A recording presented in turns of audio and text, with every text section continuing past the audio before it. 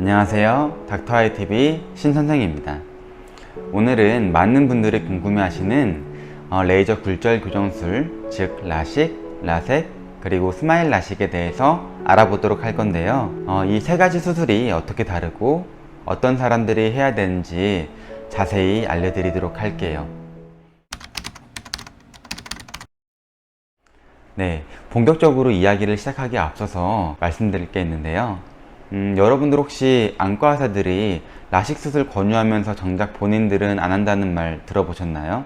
아마 많은 분들이 그렇게 생각하시는 것 같은데 사실 엄청난 오해가 숨어 있습니다. 쉽게 말해서 제가 수련받은 병원에서만 해도 전공의 한 절반 정도, 그리고 교수님들 한 20에서 30%, 이건 모두 안과에 소속되어 있는 사람들 말하는 건데요. 이분들 모두가 다 시력 교정술을 받으셨어요. 수술 받지 않은 사람들은 사실 받을 필요가 없거나, 아니면 저같이 약간 받기 좀 애매한 경우, 받을 눈 컨디션이 아닌 경우, 이런 경우만 안 받았지, 아닌 경우에는 모두 다 수술을 받았다고 보시면 됩니다. 그래서 안과 의사가 레이저 굴절 교정술 안 받았다고 수술을 걱정할 이유는 없어 보여요. 그럼 이제부터 본격적으로 시작해 보도록 하겠습니다. 네, 시력 교정 수술, 즉 레이저 굴절 교정 수술을 이해하기 위해서는 먼저 각막의 구조에 대해서 알아야 됩니다. 각막은 쉽게 말해서 눈의 까만 동자 위에서 투명한 조직을 말하는 건데, 빛이 들어오는 첫 번째 통로가 됩니다.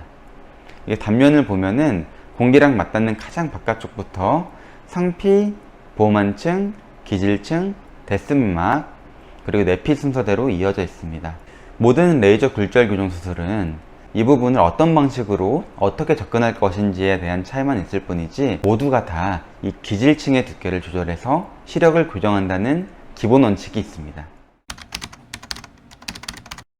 첫 번째로 라섹 수술에 대해서 이야기를 해보도록 하겠습니다.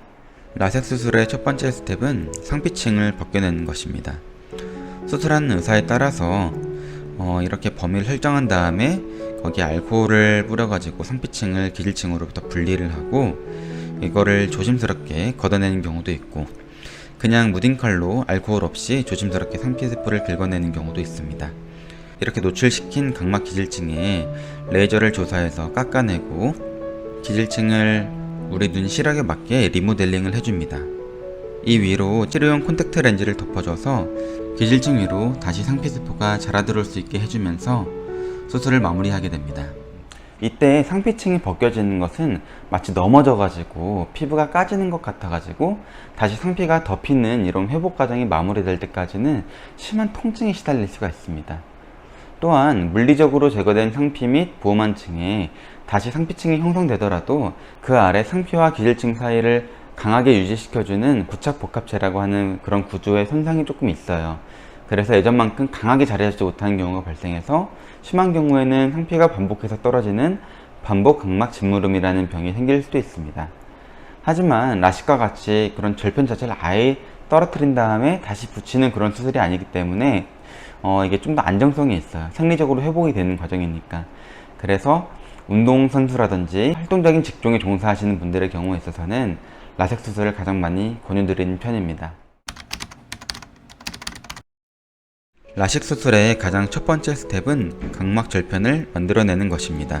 절편을 만들어내는 방법에 따라서 기계적으로 각막을 평평하게 펴서 잘라내는 기존 방식의 컨벤셔널 라식이 있고요. 레이저 칼을 이용해서 절편을 만드는 펨토 라식 등이 있습니다. 절편의 깊이는 상피, 보호만막, 기질층의 가장 바깥쪽을 포함해서 만들어지는데요. 이렇게 만든 절편을 들어 올려서 그 아래 노출된 기질층에 엑시머 레이저를 쏴서 전체 각막의 두께를 조절하고, 다시 들었던 절편을 덮어서 수술을 마무리하게 됩니다.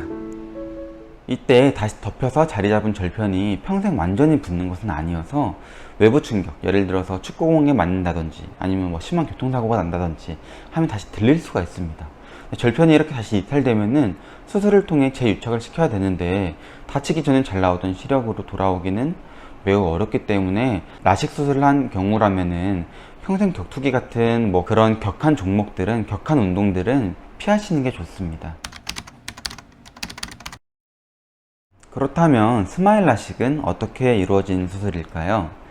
스마일 라식은 라식과 마찬가지로 각막의 상피, 보호만층을 손상시키지 않고 기질층의 두께를 조절할 수 있는 수술 방법입니다. 스마일 라식 같은 경우에는 기존 라식이나 라섹과 달리 엑시머 레이저를 사용하지 않고 fem도초 레이저라는 것을 사용을 해가지고 기계적으로 상피층과 보호만층을 피해서 기질 안에 원하는 두께만큼 원판 모양으로 기질층을 분리시켜 줄 수가 있습니다. 이후에 절삭 부위 깊이에 맞춰서 2mm 정도의 작은 절기창을 낸 뒤에 원판 모양으로 분리된 기질을 빼내며 수술을 마무리하게 됩니다. 스마일 라식은 작은 절개창으로 수술이 진행돼서 라식과 같은 그런 커다란 절편이 생기지가 않아요. 그래서 많은 신체적인 활동이 필요한 사람들에게 비교적 더 안전하다고 볼 수 있죠. 물론 이제 라섹같이 생리적으로 완전한 그런 회복 과정이 아니니까 정말 심한 충격이 있으면은 조금 이제 이탈되거나 거기가 좀 비틀리는 그런 현상이 있을 수가 있지만 라식보다는 일단 훨씬 안전하다고 볼 수 있습니다. 그리고 라섹과 달리 상피층을 제거하고 다시 회복하는 과정이 없기 때문에 수술 후에 통증이 적습니다. 스마일 라식도 역시 다른 수술과 마찬가지로 눈의 조직을 잘라내서 제거를 해야 되는 수술이에요. 따라서 다른 레이저 굴절 교정 수술들에 비해 통증이 적을 뿐이지 아예 없는 것은 아닙니다. 이런 모든 레이저 굴절 교정 수술을 받고 나서 가장 주의해야 될 부작용은 감염입니다. 따라서 처방받은 항생제 점안액을 잊지 말고 정확한 용법에 따라 점안을 해야 되고요. 또한 이제 여러 가지 염증성 부작용이 생길 수가 있고 혼탁 같은 게 올 수도 있어요. 그래서 이런 것들을 예방하기 위해서 스테로이드 계열의 점안액을 처방을 하게 되는데 이건 역시 정확하게 점안을 해야 됩니다. 그리고 당연히 이제 초기에 이상이 있으면은 거기에 맞춰서 점안액을 조절을 해야 되니까 정해진 스케줄대로 내원을 하는 게 중요하겠죠. 그리고 이제 모든 시력 교정 수술, 특히 이제 라섹 같은 경우에는 상피가 회복하는 과정에서 자외선 노출이 심한 경우에는 각막 혼탁이 잘 발생할 수가 있어요. 이런 혼탁을 예방하기 위해서는 자외선 차단 안경이 필수적이니까 수술 전에 미리 맞춰 놓는 것도 필요할 것 같아요. 그 이외에도 수술 후의 합병증으로는 눈부심, 달무리, 안구건조증, 과교정, 부족교정, 근시퇴행 등이 발생할 수 있으며 잔여 각막이 얇았던 경우에는 각막 확장증 등의 부작용이 발생할 수가 있습니다. 눈은 한번 수술하면 그 영향이 영구적으로 남기 때문에 수술을 결정하시기에 앞서서 안과에서 충분한 상담과 검사를 진행을 해야 됩니다. 그래서 현재 본인의 눈 상태를 정확하게 파악을 하고 수술에 대해서도 충분히 이해하신 뒤에 신중하게 결정하시기 바라며 오늘 영상 마치도록 하겠습니다. 오늘 영상이 도움이 되셨다면 구독과 좋아요, 알림 설정 해주시면 제가 앞으로 더 좋은 정보들 알려드릴 수 있으니까 꼭 잊지 마시고요. 그럼 다음에 뵙겠습니다. 다음에 또 만나요. 안녕.